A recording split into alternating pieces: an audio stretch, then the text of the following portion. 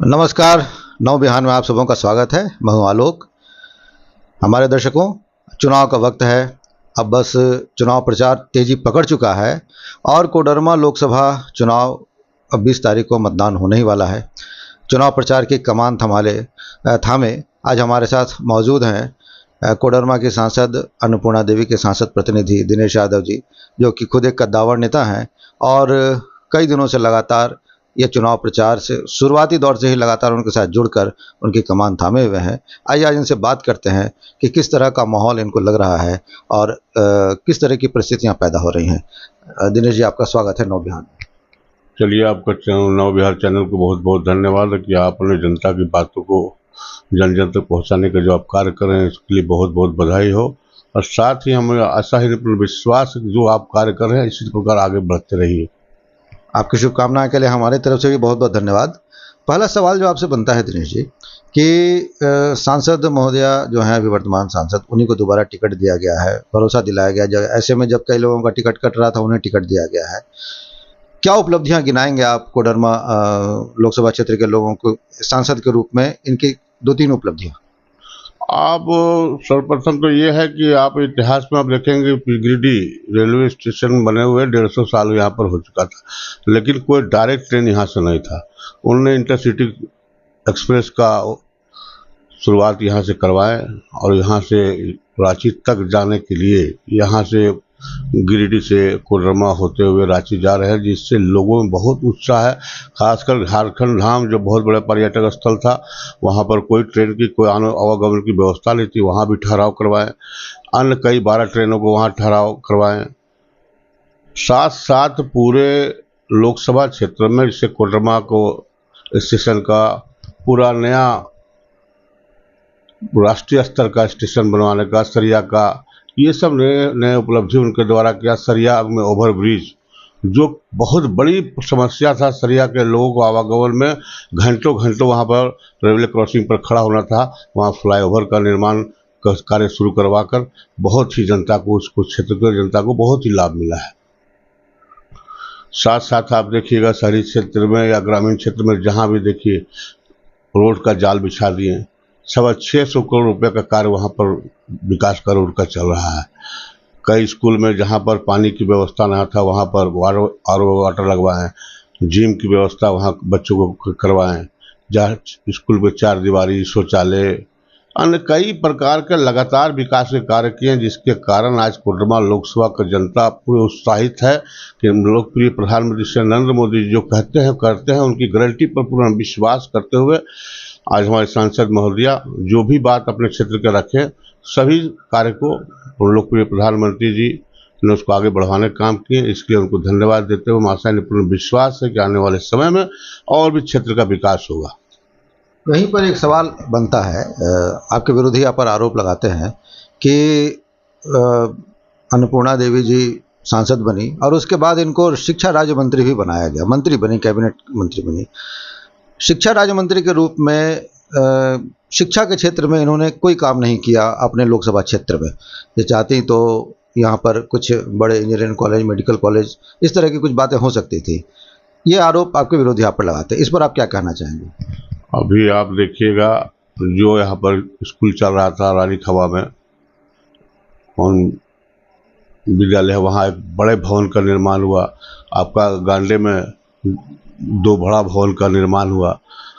अन्य शिक्षा नीति में परिवर्तन हुआ। आज भारत के तमाम नौजवान अपने अपनी भाषा में हर एग्ज़ाम को दे रहे हैं, इंजीनियर बनना हो, डॉक्टर हो, ये सब शिक्षा नीति लाएं। और शिक्षा क्षेत्र में कई कार्य किए गए हैं जो लोगों को दिख नहीं रहा है। मैं ये कहूँगा कि पूर्ण रूप से शिक्षा में बहुत ही बदलाव आया है, बहुत सा कार्य चल रहा है जो आप वहाँ स्थल पर जाइए तब दिखाई पड़ेगा कि क्या क्या कार्य हुआ। शिक्षा बहुत बड़ी क्षेत्र है, इसमें जितना भी आप काम करिए कम दिखता है, लेकिन हमने कई बदलाव हमारे मंत्री महोदया ने किया, लोकप्रिय प्रधानमंत्री जी ने ये देशवासियों के लिए इतनी बड़ी उपलब्धि करवाई। शिक्षा नीति जो हमारे बच्चे एग्ज़ाम देने जाया करते थे, उनको एग्ज़ाम इंग्लिश में होता था, लेकिन हमारे बच्चे चूंकि हिंदी मीडियम स्कूल से पढ़ के निकलते हैं और उनको इंग्लिश का सामना करने में कठिनाई होता है, उस परिस्थिति को दूर किए। आप हिंदी नहीं, आप जिस क्षेत्र के हैं, जिस भाषा में आप पढ़ाई करें, उस भाषा में एग्जाम देकर आप अपने भविष्य को उज्जवल कर सकते हैं। एक और सवाल, बीच बीच में कुछ ऐसी सूचनाएं आती, खबरें आती हैं, कुछ इलाकों में विरोध के स्वर उठ रहे हैं। आप जाते हैं, आपके नेता जाते हैं तो कुछ विरोध होता है। ऐसे लोगों को, जो कि आपके वोटर्स भी हैं, जिन्होंने, जो साफ कहते दिखते हैं वीडियोज में कि हमने आपको वोट दिया था लेकिन इस पर हम आपका विरोध कर रहे हैं, ऐसा क्यों हो रहा है? देखिए, ग्रामीण क्षेत्र के लोग हैं, जिसको पूर्ण जानकारी नहीं है, वैसे लोग विरोध करते हैं, क्योंकि राज्य सरकार अपने दायित्व से बिल्कुल विफल रहे हैं, जिसका कारण आज सांसद महोदया को कहीं कहीं सामना करना पड़ता है। जो स्टेट ग्रामीण क्षेत्र के गांव के रोड हैं, गांव की पानी की व्यवस्था है, भारत सरकार ने पानी की पूर्ण व्यवस्था करवाए, लेकिन सरकार के द्वारा उसको बढ़िया ढंग से इम्प्लीमेंट नहीं करने के कारण परेशानी हो। कई क्षेत्र में गांव में रोड नहीं है। रोड क्यों नहीं है? क्योंकि राज्य सरकार द्वारा, इनके द्वारा अनुशंसा जितना भी किया गया, उनको बिल्कुल, झारखंड सरकार ने पहले पत्र निकाला जिसमें यह कहा गया कि संसद की किसी भी अनुशंसा पर कार्रवाई काम नहीं होगा, जो भी होगा राज्य सरकार के विधायक के अनुशंसा पर होगा। इसके कारण कई क्षेत्रों में काम, विकास कार्य बाधित हुआ। इसका सारा श्रेय आपका राज्य सरकार को जाता है। राज्य सरकार ने किस कार्य को विफल किया? उनके द्वारा अनुशंसा तक किया गया ही, लेकिन राज्य सरकार उस काम को आगे नहीं बढ़ा पा रहे हैं।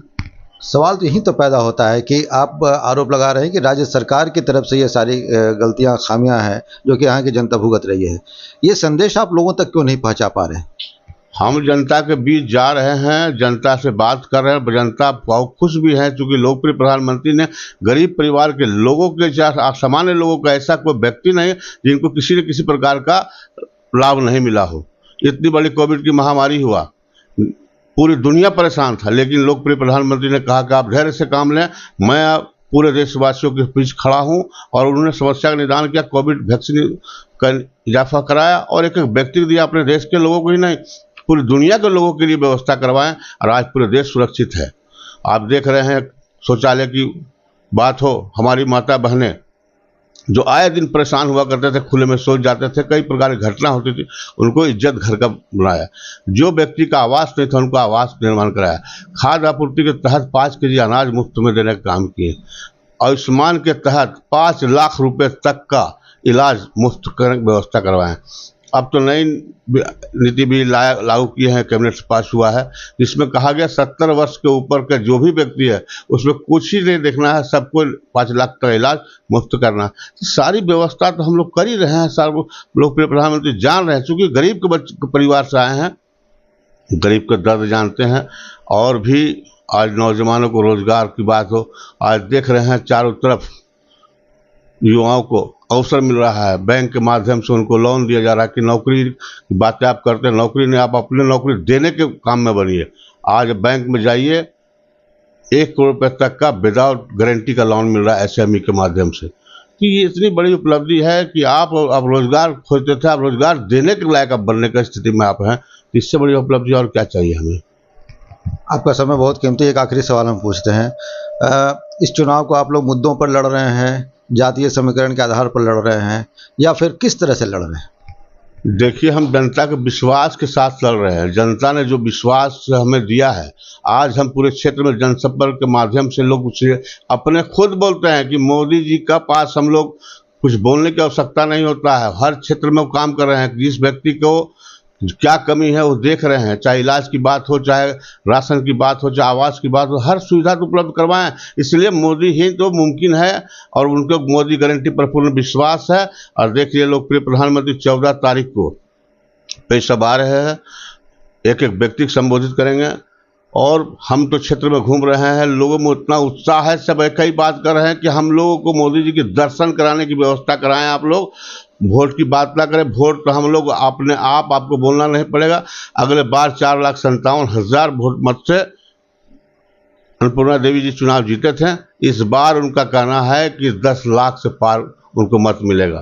तो मैं जनता की भावना और उनकी जो उत्सुकता देख रहा हूँ, ये अजब ही देखने का माहौल मिल रहा है कि मोदी जी ने जो जनता के पीछे में 10 वर्षों से काम किए हैं, उनका जनता स्वयं उनको अपना मत से पुनः तीसरे बार उनको प्रधानमंत्री के रूप में देखना चाह रहे हैं। चलिए, आपका समय बहुत कीमती है, आपने हमें समय दिया, इसके लिए आपका बहुत बहुत धन्यवाद। हमारी भी तमाम शुभकामनाएं आपके साथ हैं। तो ये थे दिनेश कुमार यादव जी, जो कि लगातार काफ़ी मेहनत भी कर रहे हैं, क्षेत्र में घूम भी रहे हैं, और जैसा कि इन्होंने कहा कि इन्हें भरोसा सांसद महोदया, मंत्री महोदया के काम पर तो है ही, साथ साथ मोदी के नाम का सहारा है। मोदी की गारंटी पर इनको ये पूरा भरोसा है और इन्हें पूरा भरोसा है कि इस बार भी भारी मतों से जनता इन्हें विजय बनाएगी। नवबिहान के लिए आलोक रंजन।